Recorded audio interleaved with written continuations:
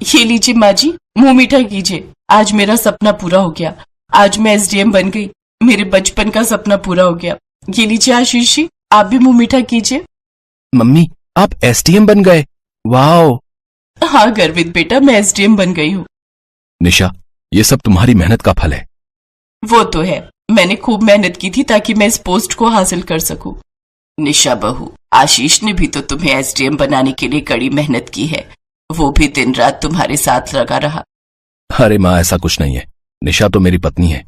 मैं इसके लिए ये सब नहीं करता तो फिर किसके लिए करता? निशा और मैंने साथ फेरे लेकर इस रिश्ते को निभाने का वादा लिया था। आज निशा को उसका मुकाम मिल गया। बस मेरे लिए यही खुशी की बात है। मुझे कल सुबह ही अपनी नौकरी पर निकलना है और आप पीछे से गर्वित का ध्यान रखेंगे ना? गर्वित का स्कूल, उसकी ट्यूशन, सब कुछ है। अरे तुम चिंता मत करो, मैं हूं, माँ है, हम सब संभाल लेंगे। और अब तो वैसे भी हमारा गर्वित बेटा बड़ा हो गया है, वो बहुत समझदार है। आप जाओ मम्मी, मैं पापा और दादी के साथ रुक जाऊंगा। और आप टेंशन मत लो, मैं पापा और दादी का ख्याल अच्छे से रखूंगा। अच्छा बच्चू, अब तुम हमारा ख्याल रखोगे? ये भी बढ़िया है, अब तुम बड़े हो गए हो। आज से 7 साल पहले आशीष और निशा की शादी हुई थी। आशीष एक सफाई कर्मचारी की नौकरी करता है। निशा के पिता सब्जी का ठेला लगाते हैं। उसी पर उनका पूरा परिवार निर्भर है। जिस वक्त निशा की आशीष के साथ शादी हुई थी, उस वक्त निशा ग्रेजुएशन की पढ़ाई कर रही थी। शादी के बाद निशा ने ग्रेजुएशन कंप्लीट किया। निशा पढ़ने में बहुत होशियार थी। शादी के बाद निशा ने अपनी एसडीएम बनने की इच्छा जब आशीष के सामने रखी तो आशीष ने भी अपनी पत्नी का पूरा सहयोग दिया। बेटे गर्वित के होने के 6 महीने बाद ही निशा ने एसडीएम की पढ़ाई शुरू कर दी और उसके अच्छे अंक आए, जिसके चलते उसने डिग्री ले ली और उसकी एक अच्छी पोस्ट पर नौकरी लग गई। निशा अपनी नौकरी के लिए लखनऊ आ जाती है। लखनऊ आकर निशा अपनी नौकरी में व्यस्त हो गई। उधर आशीष भी अपनी नौकरी के साथ साथ घर और बच्चे की जिम्मेदारी संभाल रहा था। शुरू में निशा फ्री होते ही फोन पर बात करती थी, पर कुछ दिनों से निशा आशीष का फोन नहीं उठा रही थी। बस उसे मैसेज कर दिया था कि वो काम में बिजी है। इसलिए आशीष ने सोचा कि एक बार खुद ही जाकर निशा से मिलाएगा। इसलिए वो निशा को सरप्राइज देने के लिए लखनऊ पहुंच गया। पर वहां पहुंचकर आशीष ने कुछ ऐसा देखा जिसे देखकर वो दंग रह गया। क्यों दंग रह गई ना? मैंने सोचा अचानक पहुंचकर तुम्हें चौंका दूं। मुझे पता था आज तुम्हारी छुट्टी होती है और तुम मुझे घर पर ही मिलोगी। वो आशीष, तुम और अचानक। आशीष एक सेकंड रुको। ये कौन है निशा? और तुम्हारे साथ इस तरह ये यहाँ क्या कर रहा है? आशीष निशा के साथ एक अनजान व्यक्ति को कमरे में देख लेता है और गुस्से में भर जाता है। तुम नौकरी की आड़ में मेरे पीठ पीछे ये गुल खिला रही हो। तुम्हें शर्म नहीं आती? तुम मेरे साथ ऐसा धोखा कैसे कर सकती हो? तुमने मेरे साथ विश्वासघात किया है, धोखेबाज कहीं की।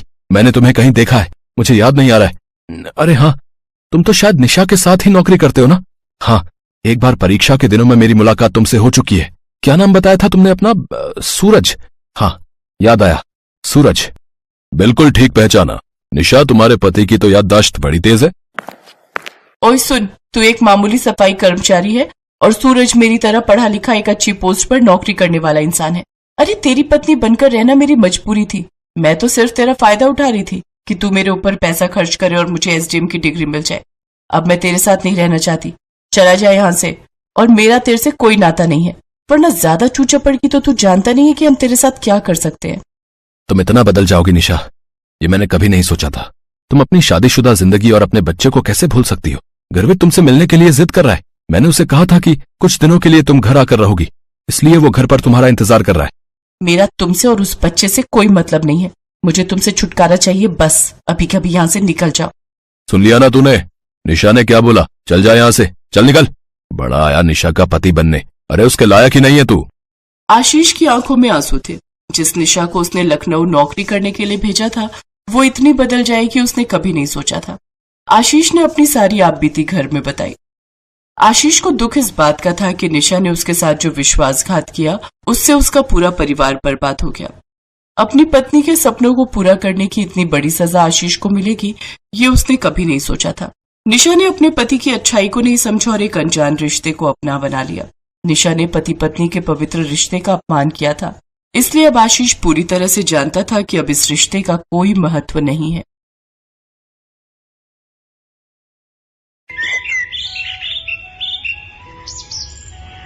नीरू एक फौजी थी। उसकी शादी 2 साल पहले ही राकेश से हुई थी। नीरू की मुलाकात राकेश से एक पार्टी में हुई थी। फिर धीरे धीरे दोनों की फोन पर बातें शुरू हुई और दोस्ती प्यार फिर शादी में बदल गई। नीरू फौज में थी तो अक्सर बॉर्डर पर ही तैनात रहती थी, इसलिए वो छुट्टियों में ही अपने घर रहने आती थी। पर पिछले 1 साल से वो अपने ससुराल नहीं जा पाई थी, सिर्फ अपने मायके में ही रहने आ जाती थी। अरे नीरू, मैं तो खुद तुमसे मिलने के लिए बेताब हो रहा हूँ, पर क्या करूँ, माँ के साथ मौसी जी के घर जाना जरूरी है। हेलो नीरू बेटा, कैसी हो? मैं ठीक हूँ माँ जी, बस छुट्टियाँ हो गई हैं। सोच रही थी इस बार आप सबके साथ रहूंगी। पिछली बार आप राकेश के साथ तीर्थ यात्रा पर चली गई थी, इसलिए मेरी सारी छुट्टियाँ माँ के घर पर ही बीती। क्या करे बेटा, सरिता दीदी का बहुत भारी एक्सीडेंट हो गया था, हमें कुछ दिन वहीं रहना होगा। उनका हमारे सिवा कोई नहीं। तुम इस बार माँ के घर रह लो, फिर बीच में जब तुम दोबारा छुट्टियों में आओगी ना, तब हम मिलकर कहीं घूमने चलेंगे। ठीक है माँ जी, मैं माँ के घर चली जाऊंगी। नीरू इस बार भी छुट्टियों में अपनी माँ के घर रहने आ जाती है। नीरू, पिछले 1 साल से तू अपने पति और सास से नहीं मिली, पता नहीं घबराहट होती है। सब ठीक हो तेरे साथ? माँ, तुम किस चिंता में पड़ गई? अभी कुछ देर पहले ही तो मेरी राकेश जी से और माँ जी से बात हुई है। वीडियो कॉलिंग की थी उन्होंने। वो मौसी जी के साथ हॉस्पिटल में थे, वहाँ नेटवर्क नहीं आते, इसलिए रोड पर आकर बात कर रहे थे। भगवान करे सब ठीक ही हो। माँ, क्या बात है, रूपा आजकल दिखाई नहीं दे रही? उसके घर के बाहर भी ताला लगा हुआ है। कोई कह रहा था रूपा ने दिल्ली में किसी बड़े रईस से शादी कर ली है और उसके माता पिता भी यहाँ नहीं रहते, वो भी रूपा के साथ दिल्ली में रहते हैं। अच्छा, रूपा ने शादी कर ली और मुझे बताया तक नहीं। चलो, हो सकता है जल्दी में शादी कर ली होगी। कोई नहीं, अच्छा है। माँ, मैं सोच रही थी तुम और मैं बाजार चलते हैं, कुछ जरूरी सामान खरीद कर लाना है। नीरू अपनी माँ के साथ बाजार चली जाती है। बाजार में एक अपाहिज लड़की किसी पत्थर से ठोकर खाकर गिर जाती है और उसके हाथ से सामान की थैली गिर जाती है। अरे संभाल कर बहन, रुको, मैं तुम्हारा सामान उठा देती हूँ। शुक्रिया बहन, तुम्हारे पैर में तो चोट लग गई है। आओ मैं तुम्हें घर छोड़ देती हूँ। नीरू, तू इस बच्ची को घर छोड़ कर आ, मैं घर चली जाती हूँ। ठीक है माँ, आज के जमाने में इतने भले लोग कहाँ मिलते हैं जो किसी की मदद करें। मैं एक फौजी हूँ, इसलिए मदद करना तो मेरा पहला धर्म है। अच्छा, तो आप फौजी हो? आपका क्या नाम है? मेरा नाम नीरू है। और तुम्हारा? मेरा नाम रेखा है। मेरा घर आ गया, आओ मैं अपनी माँ से मिलवाती हूँ। रेखा नीरू को अपनी माँ से मिलवाती है। वो भी नीरू से मिलकर बहुत खुश होती है। बहुत ही भले लोग हैं, माँ और बेटा दोनों ने मेरी रेखा को पसंद किया। लड़का तो इतना शरीफ है कि पूछो मत, और रेखा हमारी इकलौती औलाद है।